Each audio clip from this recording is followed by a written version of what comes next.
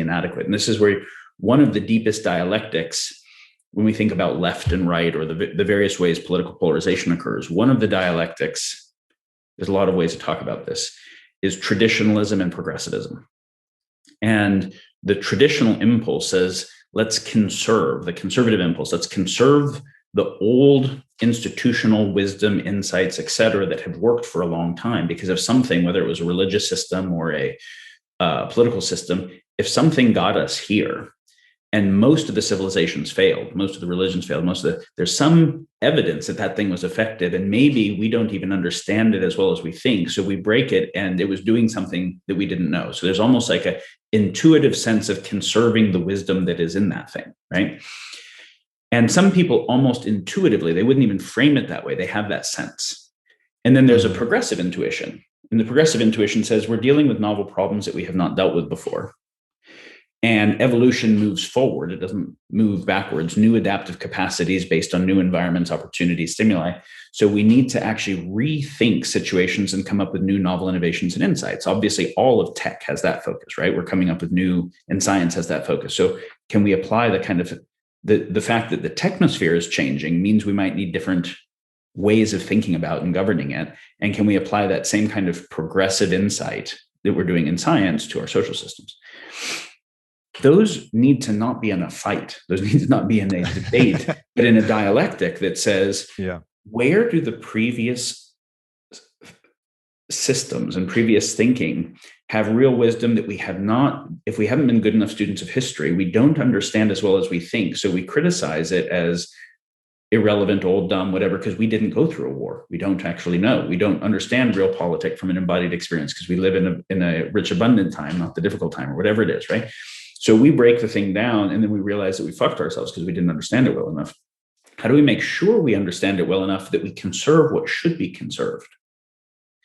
And then how do we understand both new possibilities that can make this better than could have been made by the wisest people at the time, and new problems that need new things and create new progressive insights that are fully logically consistent with the previous ones that are worth conserving, right? How do we do that together? That dialectical process of, there's a similar one for individualism and collectivism, right? We don't want the individual advantaging themselves in a way where they're ruining the commons and in rivalrous dynamics with other people. We also don't want a way that prioritizing the commons ends up being oppressive for individuals. So how do we make a situation where you have collective structures like systems of education and healthcare and economic incentive that condition better lives for the people that are born into it, but better not meaning just dependent on the system, better meaning more sovereign and self-directing.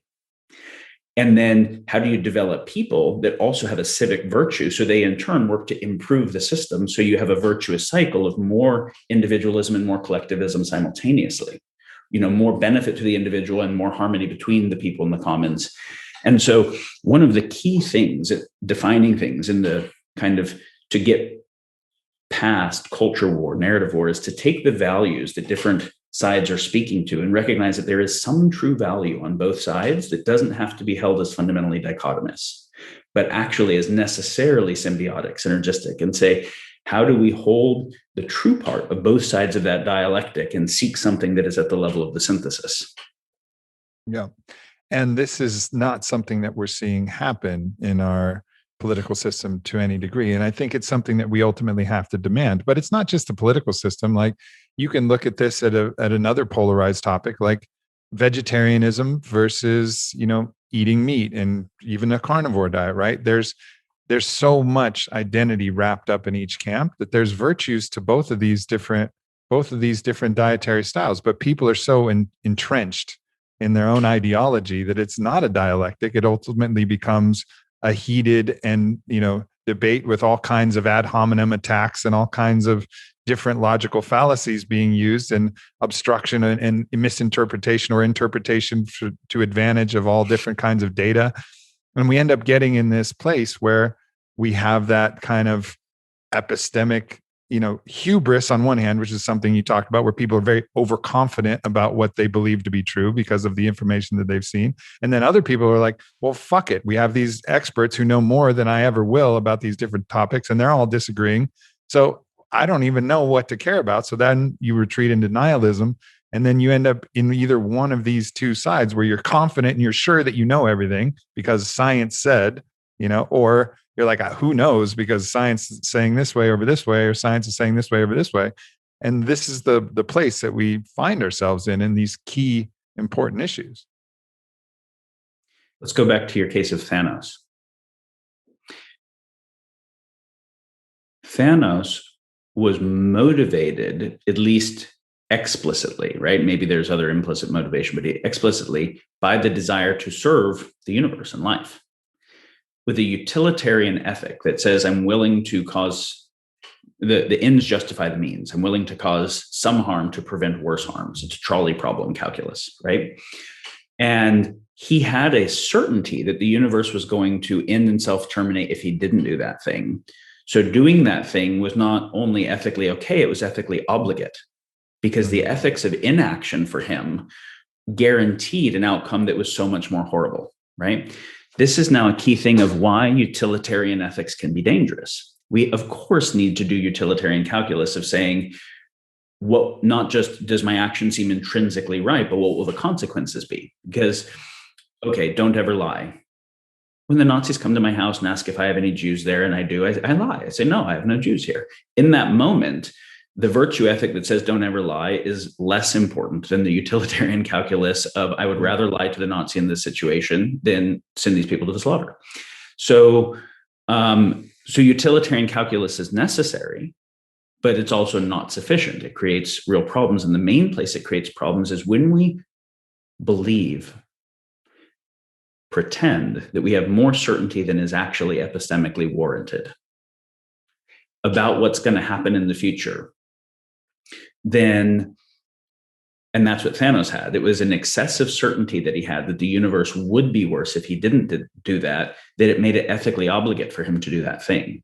So very often we have some argument of, okay, well, the future's definitely going to go this way if I don't act. And that definite is actually unjustified. It's based on some simple rationale that seems unavoidable to us, but how much is in the unknown set that is relevant that we don't know that we aren't factoring is the place where we get, that's where the real critical thing is. So we can't predict weather 10 days out with the very best supercomputing types of capabilities that we have, because complex systems are complex, right? That's the thing to understand.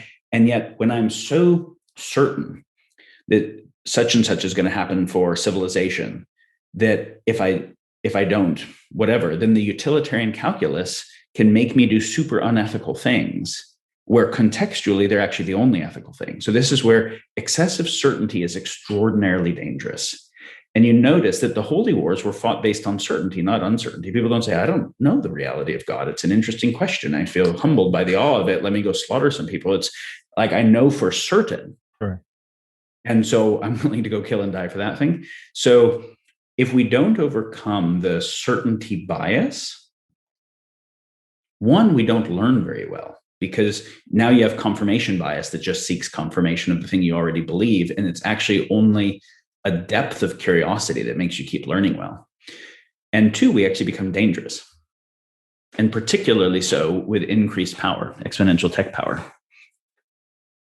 The thing that should give us a good, healthy dose of understanding of the mystery, the factors that we cannot factor in, which is really the argument that Charles Eisenstein makes in The More Beautiful World Our Hearts Know As Possible. Is it's an argument from his own spiritual gnosis with, his knowing with the G, this felt sense of the state of inner being, the connection that we have to capital S source, what, you can call God, but God has a lot of connotations to it. But it's a felt thing for many of us who've gone through different plant medicine journeys and experiences, this understanding that the universe, the earth itself is alive, and that there is a binding and common force and a wisdom, and this felt sense of love being the currency that is underpinning everything else. That there's a reason why that's been called the mystery, capital M mystery, because we can't fathom it, but we can tap into it and we can feel it. And so to assume that we can understand what's going to happen with that in play, and this is something we talked briefly about before, the Tao, whatever you want to call it, that is ultimately the mystery. To pretend that we know that thing, it's incomprehensible. It is the ineffable. So there's a certain humility that we all have to have, saying we actually don't understand more than we do understand. And you can look at it, even if you want to take it out of the spiritual context, look at the bleeding edge of quantum physics and our understanding of what's happening at the subatomic level and the laws of the universe, which are continually evolving. We should have just a tempered epistemological humility, epistemic humility, which is really one of the solutions you're pointing to. But when you really understand that there are the ineffable factors, it makes really a lot of sense. Okay, so this is a topic that's on my mind most of the time. We're wanting to encourage and we're wanting to develop a culture where people do much better sense making using rigorous processes while understanding the upper bounds of their own sense making. And that the upper bounds don't give the kind of absolute certainty that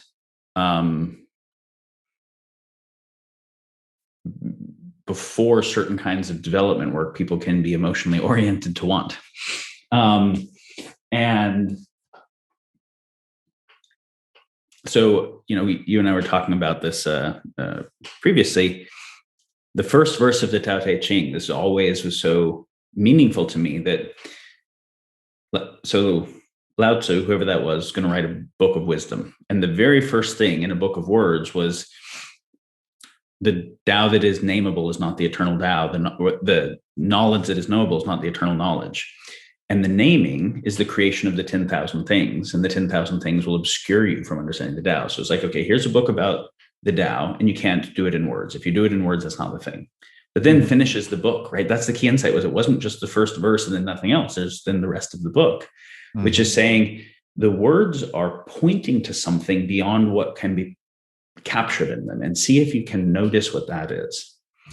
And so it's like, okay, is that just kind of superstitious mumbo jumbo, or what does that really mean? So you're mentioning quantum mechanics. So Heisenberg's uncertainty principle says we can't know the position and momentum of a quantum particle simultaneously in full. The more you know about the position, the less you know about the momentum, and vice versa. That's an upper bound on the knowable itself, right? It's saying that there is a rigorously unknowable that is at the foundation of all of reality, that there is an upper bound to knowability that is fucking fundamental. That's important. Then you go to Gödel's theorem in mathematics. And Gödel's theorem showed that for any arithmetic set, because David Hilbert was trying to make this process of a complete set of mathematics, a fundamental set of math, a standard model from which all math could be derived. And in the process, Gödel did a proof that showed that could never happen. One of the most significant things to ever happen in math, because it was, again, an upper bound on knowability. It said for any arithmetic set, I have a finite set of propositions in it. There is some other proposition that is true with that, meaning logically consistent, that can't be derived from a combination of those things, meaning that there is no finite set that will propagate the entire set, meaning if the system is to be consistent, it can never be complete. And so I can, just like position and momentum, I can get consistency, but not completeness. So I'm bound to incompleteness. That's why it's called Gödel's incompleteness theorem. And that's a huge deal. Then Tarski's theorem was a generalization of that from arithmetic to all formal logical systems. The axioms in the formal logical system can't be proven within the formal logical system. They have to be taken. So the system can show its own validity, but it can't do soundness. There's something outside of the system necessary to say, does that validity map to what is outside of it? So these are all upper bounds on knowability itself. And so another way of saying it is, you take all of the study of human medicine before the genome, you're like, wow, there was some really critical shit we didn't even know existed. Then we get the genome, but we don't have the epigenome. We don't have the transcriptome. We don't understand the proteome. We don't understand the exosome, the whatever. So then there's a new thing. We're like, wow, this thing is kind of everything. But the history of the epistemic hubris is not paying attention enough to how much whole new fields emerged that we didn't know before. They were in the unknown set that answer huge amounts of stuff, right? So can I prove that there's nothing that's in the unknown set that is relevant to the topic that I'm looking at? So what that means is I'm studying a thing. I'm studying a body or a cell or a plant or a market or whatever it is. And I try to model it through some small number of variables I can make sense of. There's this thing called supply and demand and rational choices and whatever. So, or there's a thing called mitochondria and ATP and NAD. I'm going to try and model the thing, right? Using what I know of it. And I don't know how tiny a subset that is of what's actually happening. I can't even know how tiny the subset is of the things that are happening. So my model of reality, and this is what science is doing, and it's helpful, right? It allows us to build tech, and the fact that tech works is very interesting. But the model of the thing is not actually the thing, right? This is the map is not the territory thing. And so if I have a thing, I make a model of it. Now, the map of the thing is the thing for tech, for physical tech that we made, right? And that's the difference between complicated systems that we build that don't self-organize and don't evolve and don't replicate versus complex systems that do self-organize, self-correct. There's a fundamental difference in the nature of those systems. But when we're trying to understand complex systems, which is psychology, biology, sociology, ecology, the foundational things, the model of it isn't the thing. So when I then optimize for the model, wherever the model's wrong, wherever it's missing something is where that thing that I'm optimizing can externalize harm. So I find a specific way that a disease is acting. I find a specific molecular target. I create a drug for that molecular target, that model, and it works, and it stops that symptomology or that aspect of pathogenesis. It causes side effects somewhere else that I didn't know and couldn't have really predicted ahead of time, and maybe doesn't address some things that are upstream from that molecular target that were why that thing was happening in the first place. And so is that useless? No. Is it anything close to knowledge with a capital N or capital K? No, of course not, right? So I might be reading into this. I have no idea if this is how it was originally intended or it's just a nice way to interpret it. But the whole idea of no graven images, no false idols. The way I think of that is that the model of reality is an idol. If I take it to be reality, and that's the too much certainty in the believable thing, the Tao that is knowable is the model, right? That I can fully explicate, that has no more mystery in it of the unknowable set of possibilities.